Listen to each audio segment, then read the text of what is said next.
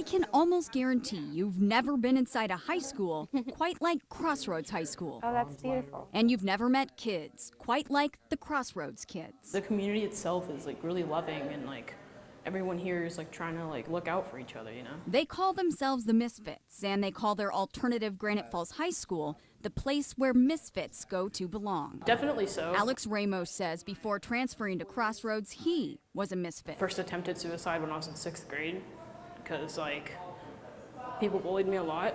I was like the weird kid. And for weird kids, he says a high school bathroom can be a dangerous place. I'm transgender, and I came out in 9th grade. I got beat up in the bathrooms. The Crossroads students decided to make sure that never happens at their school. If I told you that bathrooms save lives, you would probably think I was crazy. But at Crossroads High School, students say they do.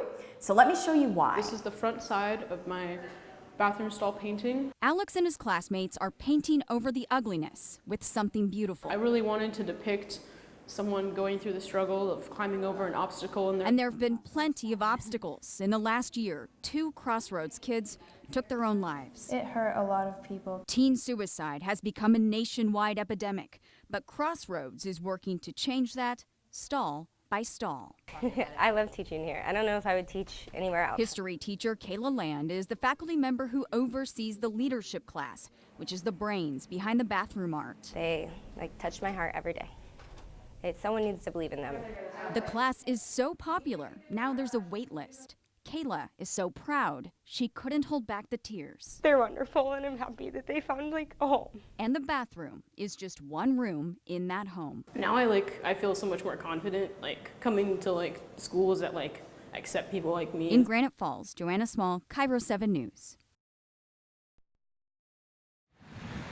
Brandon Derringer loves his job as a seal sitter on the beautiful beaches of Ocean Shores. It's really exciting to be a volunteer with the Fish and Wildlife Department. Except when a seal he's tried to protect is needlessly put in danger. It's very heartbreaking. In June, Brandon spotted this seal pup just days old, marked him to keep the public at least 100 yards away, but later learned someone missed the warning sign. He ended up in the bathtub of a local hotel here in Ocean Shores. A tourist thought the seal had been abandoned. Fortunately, he was quickly transported to Paws in Linwood, where he was rehabilitated.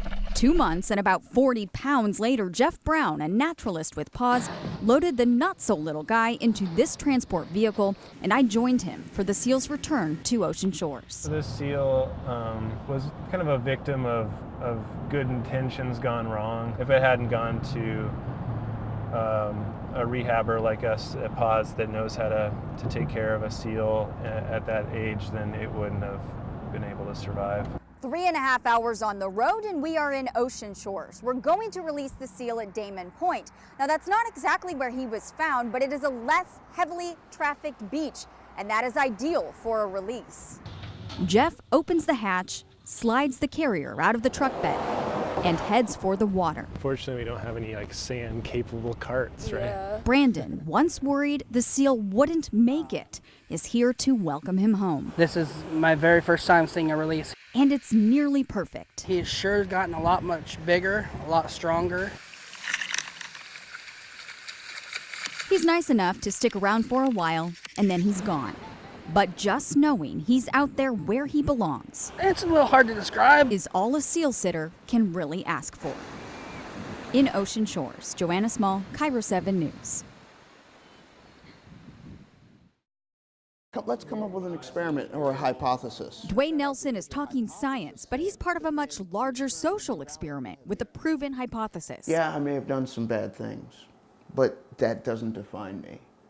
Doesn't define me at all. See, Dwayne is an inmate at the state prison in Monroe. The experiment was giving him the tools to turn his life around. How's it going, Burma, so far? The hypothesis was he'd succeed. When you get into trouble, you negatively affect people, and I was trying to do the exact opposite. How's it going, Miss Hayes? Dwayne was an engineer until he was convicted of identity theft. He even had a college degree. All right. So he became a tutor inside Monroe's minimum security unit, helping fellow inmates study for their GED.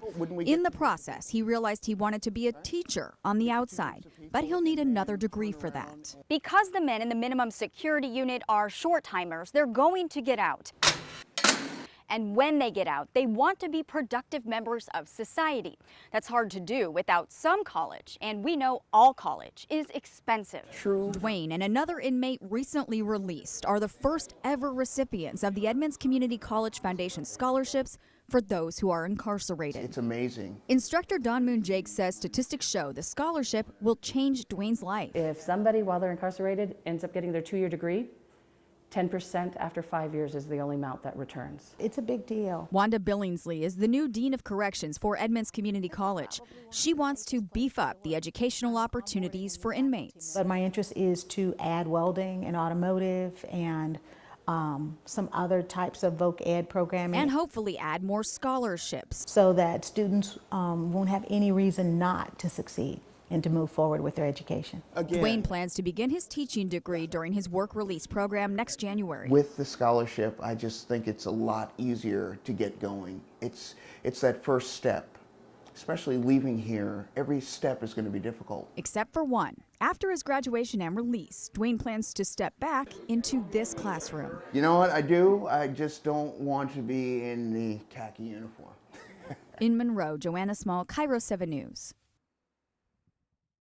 Like a few photos up close. Larry Hubble doesn't take pictures for a living, Probably done 500,000 photos by now. but he's only really living when he takes pictures. I generally take my camera and go out and take photos every day. Around his Montlake house, but today he's hoofing it along the banks of the Skagit River near Rockport to take the last of a series of pictures that began in his own backyard.